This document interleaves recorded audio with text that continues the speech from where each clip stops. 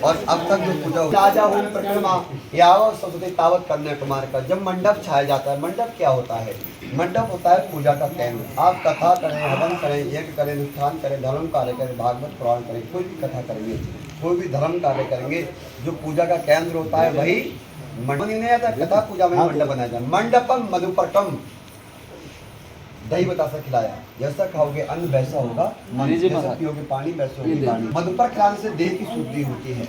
लाजाओं परिक्रमा यज्ञ कर लिया, यज्ञ से वायुमंडल पवित्र होता है और आत्म शांति, आत्म प्रति, आत्मबल प्राप्त होता है और जीवन को संचार ऊर्जा प्राप्त होती है यज्ञ करने से। और यज्ञ की परिक्रमा की, लाजाओं परिक्रमा इसकी करने से यज्ञ में जब भी कथा करें, रामायण करें, भागवत करें, धर्म कार्य करें, तो पूजन पाठ करें, जो घर में आप करते हैं अपने वेद पुराण के अनुसार, शास्त्रों के धर्म के अनुसार अनुसरण, उसका पालन करते समय आपको यज्ञ की और मंदिर देवालय की परिक्रमा करने का शास्त्रों में पहले से ही विधान है, पूर्व विधान दिया गया है। केवल विवाह में फेरे नहीं होते हैं। आप कथा करके हवन करके पंडित जी हवन कराएं, तब भी आपसे कहें कि चलो एक बार यान काने चाहे पापा ने जन्मांतर पिटाने चाह ताने ताने सर्वाणी प्रक्षाम पदे पदे। या एक एक कदम यज्ञ करने के लिए आगे बढ़ते हैं तो आपको कोटि फल यज्ञ प्राप्त होता है। अभी तक विवाह नहीं हुआ है।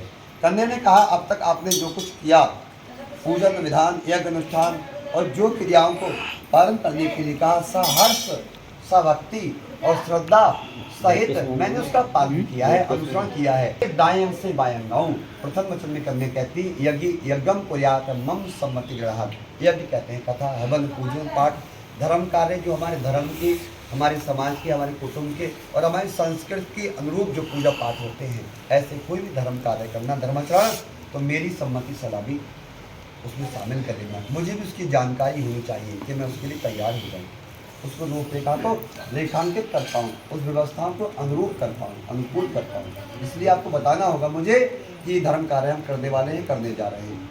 गुरु महाराज कहते हैं जहाँ सुमत तहाँ संपत नाना, जहाँ कुमत तहाँ विपद निनाना। जिन परिवार में सुमति होती है, दूसरे के भाव विचार मिलते हैं, एक दूसरे की अच्छी बातों का समर्थन करते हैं, वहाँ क्या होता है, सुख शांति होती है। और जहाँ कुमत तहाँ विपत्ति न आना, यदि आपके परिवार के मध्य में आप एक दूसरे की अच्छी बातों का विरोध करने लगे हैं तो जानिए आपके पास धन तो हो सकता है लेकिन आपके पास सुख शांति समृद्धि नहीं होगी। जहाँ कुमत तहाँ विपत्ति न आना, प्रथम वचन में कन्या ने कहा।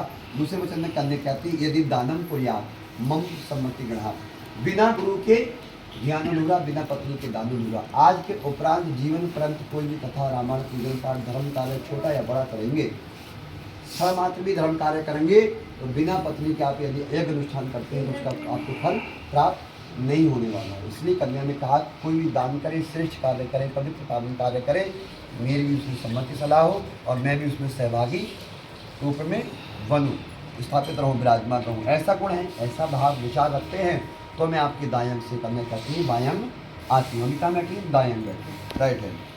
अवस्थाएं तिरमम पालन कुर्यात, जीवन की 3 अवस्था कही गई हैं। कन्या ने कहा बालावस्था, युवा और वृद्धावस्था। तो बालावस्था तो मेरे माता पिता की व्यतीत हो चुकी है, अवस्था है युवा, और अब से लेकर वृद्धावस्था तक जीवन में कैसी भी दशा हो, दिशा हो, जीवन का अच्छा और बुरा समय हो, दुख का या सुख का हो, हानि का या लाभ का हो, मनुष्य को धैर्य धारण करना चाहिए। धैर्य बलवान पुरुष कौन कहा गया है? और जो अपने कुटुंब का, अपने धर्म का अनुसरण कर लिया, जिसने अपना गृहस्थ का पालन किया, गृहस्थ का पालन संपूर्ण रूप से किया है मनोयोग से। वर्ण व्यवस्था में 4 वर्ण हैं, तो गृहस्थ जो है वो गृहस्थ का जो संचालन है आपने सही से कर लिया तो आपने सभी यज्ञों का फल प्राप्त कर लिया। तो कन्या कहती है कैसी भी दशा दिशा हो जीवन की, अच्छी या बुरी, आपको धैर्य धारण करके मेरे जीवन की पालना करनी है, क्योंकि आपके सहारे ही से माता पिता ने संकल्प कन्यादान किया है और मैंने सहर्ष भक्ति पूर्वक आपको वर चुनित कर लिया है, इसलिए आपको जीवन पर्यंत मेरी पालना करनी होगी। आगे कन्या कहती हैं धनादि गोपने मम सम्मति ग्रहात। चतुर्थ वचन में कन्या कहने धन, धनादि गोपने मम सम्मति ग्रहात। धन कहते रुपया पैसा व्यापार करते हैं, बिजनेस करते हैं, खेती बाड़ी करने वाले हैं, नौकरी चाकरी करते हैं।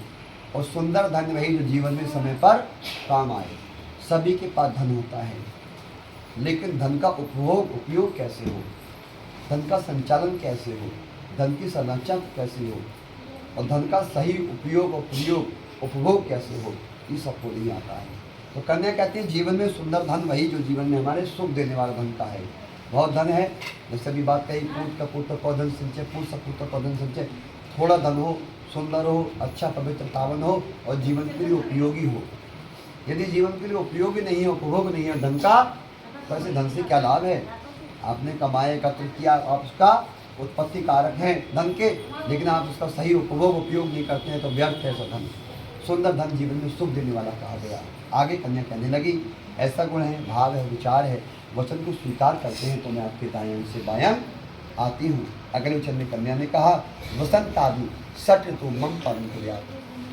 आप तो 3 ही ऋतुएं जानते हैं सब लोग ज़्यादातर, लेकिन कुछ लोग जानते हैं जो जानते हैं कि 6 ऋतुएं होती हैं और 12 महीने का एक वर्ष होता है। एक ऋतु 2-2 महीने चलती है, लेकिन मुख्यता जीवन को क्या प्रभावित करती है, 3 प्रभावित करती हैं। अधिकतर जानते हैं जो हम प्रचलन में हैं सामाजिक रूप से, गर्मी, जाड़ा, बरसात, 4-4 महीने की ऋतुएं और 12 महीने के वर्ष होता है साल का। कन्या कहती है जैसा मौसम होगा उसके अनुरूप अनुसार अनुकूल, मौसम के अनुरूप भी हो, अनुसार हो, अनुकूल भी हो, वस्त्र भोजन आदि का प्रबंध जो गृहस्थ का पालन करने में परम आवश्यक है।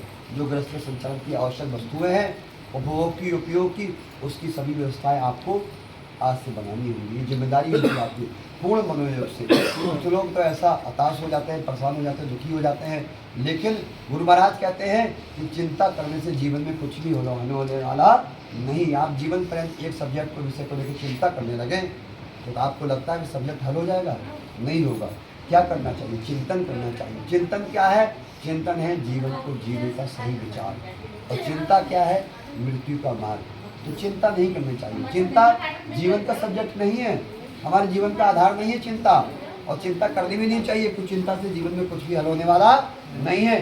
केवल चिंतन करिए, चिंतन से ही आपको ज्ञान, वैराग्य, भक्ति, शक्ति, बल, बुद्धि, विद्या, ज्ञान, विज्ञान और जीवन का संपूर्ण आधार आपको प्राप्त हो जाएगा। चिंतन करेंगे और चिंतन से आपको ये भी ज्ञात होगा कि आप जो जीवन में करते हैं वह अच्छा है, बुरा है, सही करते हैं या गलत करते हैं। इसलिए क्षणमात्र मनुष्य को चिंतन करना चाहिए। चिंता से अच्छी चिंतन है, लेकिन चिंता नहीं करे, केवल चिंतन करे जिससे आपको ज्ञान, वैराग्य प्राप्त हो और जिससे आपको जीवन का आधार और सुख में दाम्पत्य जीवन प्राप्त हो। करने करके ऐसा वचन है, ऐसा भाव है और इन वचनों का पालन करने के लिए स्वीकार करते हैं अपने जल को, तो मैं आपके दाएं से बाएं लाऊं। अगले वचन में करने लगी। 7वें और अंतिम वचन है कन्या का, बड़ा सुंदर वचन है और आपको भी जीवन में इसे सुख और आनंद प्राप्त होगा, इसका पालना करना। 7वें वचन तो बहुत जरूरी क्या है, सखी सुमन हास्यम कटु वाक्यम न वदेत न कुर्यात तदाम्बे भवताम वामांगे आगच्छामि। सखी सुमन हास्यम कटु वाक्यम न वदेत। सखियाँ कौन होती है, सखी सुमन हास्यम, कि मैं सखियों के बीच में आपके परिवार में जाएंगी, जो आपके परिवार में छोटी या बड़ी स्त्रियाँ, महिलाएं, माताएं होंगी, वे सब कन्या की सखियाँ होती हैं। स्त्रियों की सखियाँ स्त्रियाँ होती हैं। हम लोग ज़्यादातर पुरुष समाज में बैठते हैं, माताएं स्त्रियों की संरक्षण नहीं ज़्यादा रहती है, सामने में रहती है। तो कन्या कहती है मैं सखियों के मध्य बैठी हूँ, महिलाओं के मध्य बैठी हूँ। तो जीवन में कोई भी अच्छा या बुरा समय हो, उससे अपराध या कोई भूल क्यों ना हो गई हो, तो समाज के रूप में बैठ के सामाजिक रूप से दुर्व्यवहार, कटु वचन, अपशब्द और मर्यादा में रहकर पालन करना, जीवन का कटु वचनों का प्रयोग उपयोग नहीं करना। इससे क्या होगा, आपका भी मान सम्मान भंग होगा और मेरा भी मान सम्मान भंग होगा। इसलिए जीवन में कोई अच्छा या बुरा समय हो, मेरा जीवन में कोई ऐसी परिस्थिति हो जो आपको ठीक ना लगे, तो मुझसे कहें, मैं उसको साहस, भक्ति और श्रद्धापूर्वक स्वीकार करूँ। कन्या ने कहा यदि वचन स्वीकार करते हैं तो मैं आपके दाएं से बाएं लाऊं, अन्यथा अपनी माता पिता की ख्वारी करने